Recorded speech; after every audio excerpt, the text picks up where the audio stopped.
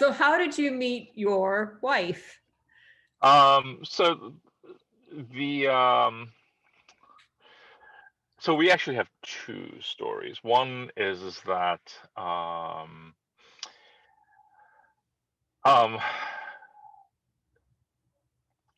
the cover story that we have is that I met her at formal ball at Oxford, and which we did, you know.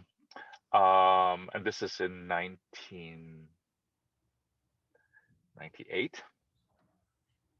Yes, 1990. 1998. We met at a formal ball in Oxford, which we did, and what we actually met was she had put this was the beginning years of internet dating, and we can't talk about it because it's for the longest period of time it was people were frowned upon it because it was so lurid. You met some odd random person. Now it's commonplace. So for the longest time we said we met in Oxford, which we did.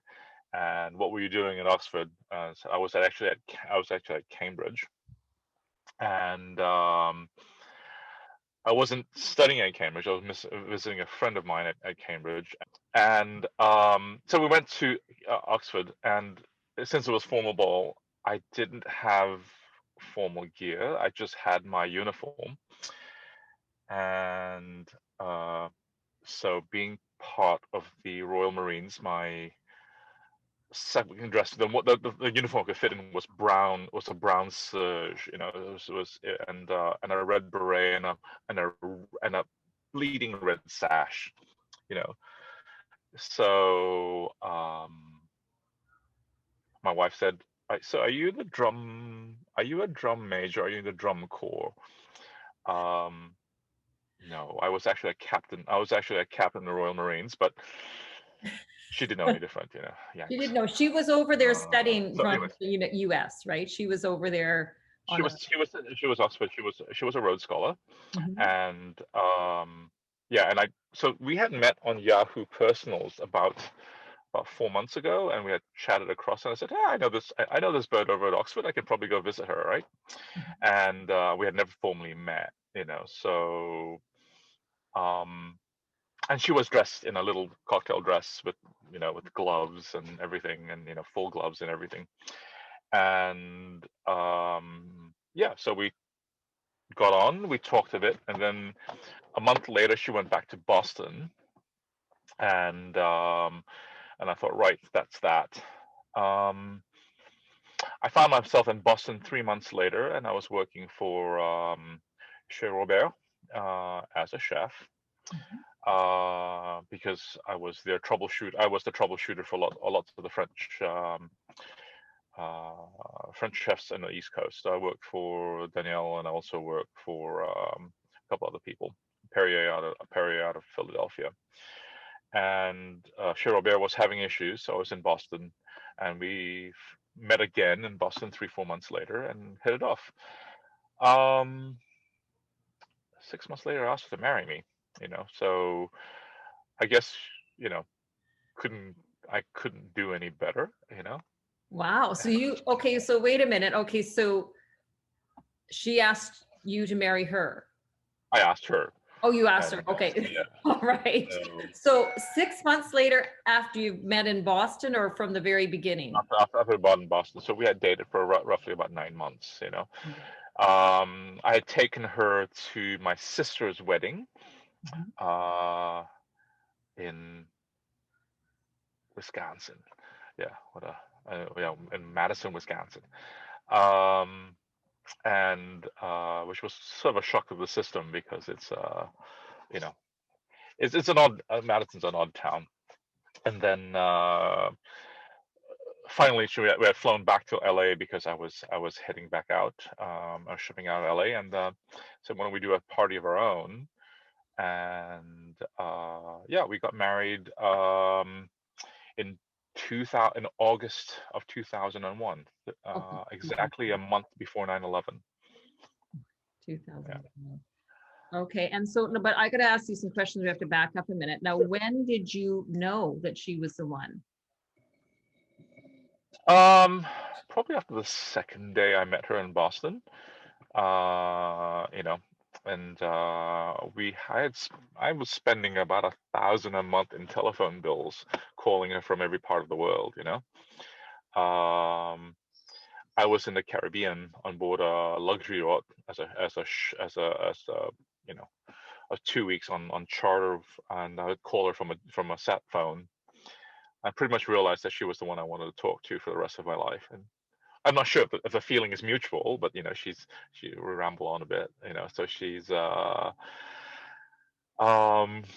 yeah, I think the second night second night um we were together, and you know oh we were our first sort of formal date outside of outside of England was went to a restaurant no longer there called the Federalist, fancy pants hotel in Boston of Brookline, not Brookline. I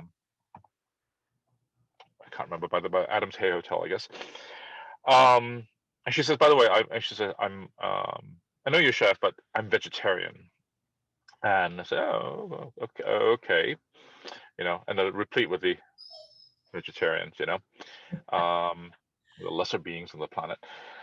And so and I said, so what do you order? She said, why don't you order first? So I said, I'll have the John Dory with artichoke, because I didn't want to be I didn't want to be say, oh, I'll have the duck, which I normally order.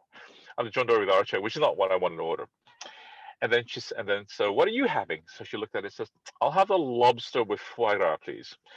I'm like, what? I should have had the duck, And she promptly ate off my plate. Yeah, so it was love at first sight, I guess, I mean, so she was just joking about the vegetarianism. I don't know if she's joking, but I think she says, I'll try anything else. So I found out that she's not quite vegetarian. She likes to be vegetarian, as most vegetarians are. There's a certain amount of self-hatred to be a vegetarian. Sorry, that's vegan. But anywho, the long and short of it is that she's not vegetarian. She likes foie gras. She likes truffles. And when I finally formally proposed, with ring and oh, that's another funny story. So yeah, Yes, the proposal. How did it all happen? so she was finishing her PhD in Boston. I had finished my tour in up east. I was back in Dallas because I was living there for the time being. She had called and said, "Oh, the way I'm finishing my dissertation. I'm super hungry. It's midnight. I left my wallet at home. And I don't have any money. It's about an hour walk home." So this is before internet and Grubhub and DoorDash and all that stuff. I found a pizza joint that was open, called him up, gave him my credit card number, had him deliver it, tipped it, all without and using. Do you remember 555-1212? You dial, you could it's your yellow pages online, you can call up. This is before the internet. I managed to get her a pizza at 1:30 in the morning and get her a cab on the way home without using the internet. That's impressive. I That's true. Oh yeah, this is. I think it was more complicated than planning the invasion of the 37th parallel in Korea. So when I proposed, I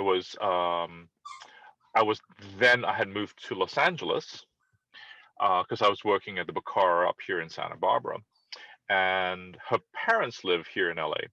So I got the ring and showed her. I showed the mother-in-law the ring. So they were friendly, And she says, "Oh, by the way, take your pants off." I'm like, "What?" She said, "Take your pants off. I'm going to secure that ring for you." I'm like, "Okay." So she took the ring and she sewed it into my pants so I wouldn't lose them. Well, did you have like a history of losing things? No. I mean, like I said, I was a captain in probably one of the most decorated units in Desert Storm, but no, I don't lose things. You but I'm need still I'm still 12 compared to everybody else older, you know. And I'm relatively 12 years old for everyone else. And so she sewed it to my pants. Um, So your mother-in-law sewed it to your pants. Sewed it to my pants, the ring to my pants, so that I would not lose it on board on the way to Boston to propose, because Zoe was there in Boston. And of course, I had to tear it out at TSA because they're not going to let me run through with a piece of metal and sew to my pants. It was really hard explaining to TSA why I had to take my pants off. Oh my God. Um, so finally I got there, you know, and of course I traveled pretty light. I had, you know, had a backpack. Always have a backpack. Still have a backpack. Um, and mother-in-law's Korean gave me an enormous jug of kimchi and a bag of rice to take to her daughter. So yes, that was true love. So you're I going was through security with a bag of rice, a big thing and of kimchi, and a 12 pounds of ring kimchi side and a ring sewed sewn to my to your pants. pants. Yeah, yeah. So that's how I landed in Boston to propose to my wife. You know, so proposed. We went to the same restaurant. Went to the same restaurant as we first met, and this time she had a steak. You know,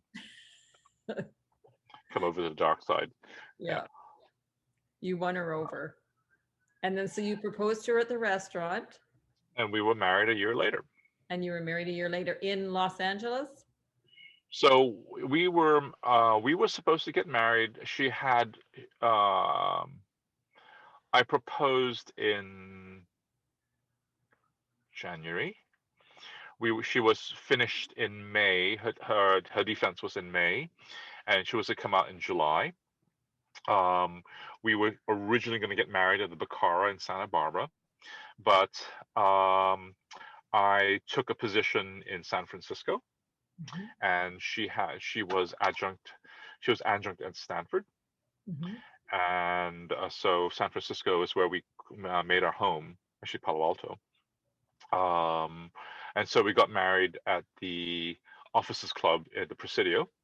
Mhm. We were the first civilian wedding there ever.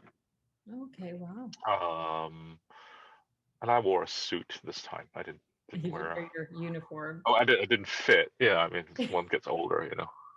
And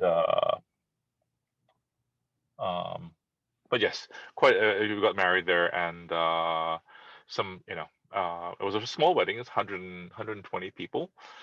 I forgot. I She was. I mean, there was so much things going on. I catered my own wedding. I did all the food and blah blah. And I forgot to pack the meal. I forgot to pack the meal for her. And still to this day, 20 plus years later, she reminds me, and she still complains to me that she never got to try the food at her wedding because I forgot to pack it. Well, what do you mean you forgot to pack it? Like, I mean, wasn't that, what So does it because serve at the table or? yeah, it was a combination of a buffet as well as a sit down, so that people could eat all the time. So you see the salad and the salad course and the appetizer course and the amuse course was all plated, but then people could eat in stages, so that you don't have to have 108 people in a conga line in front of the buffet. You know, someone wanted something a little bit more different, and so we could visit all the tables, and everybody had full food, and you're not just waiting the grand. I don't want to grandstand it. You know, I think that's how a wedding should be. You know, which is guest centric as opposed to, you know, you being on a dais and they're watching you eat. You know. So we didn't get to sit down a lot. She had a glass of wine and some nibbles, and then we were supposed to pack some of the food for us to eat. And being the true Asian person, she says, I didn't get to eat any of food at my wedding. We spent $20,000. We didn't get to eat any food at the wedding because you forgot to pack the bloody food. I'm like, yes. And she has never forgiven you. That's one No, miracle. it's still, yeah. So we had some sort of, you know, went to the hotel, and there was 3 character changes. There was 3 dress changes at the wedding. So she got her wedding dress. Being frugal, we bought a wedding dress on eBay Mhm. for $10. Wow. The shipping was more than that. It was a sweetheart dress from the 50s. The tailoring cost 200 because she's going to wear one dress one time and chuck it, right? There's Yes. no point. Why spend the money? And so it was nice. I don't remember much.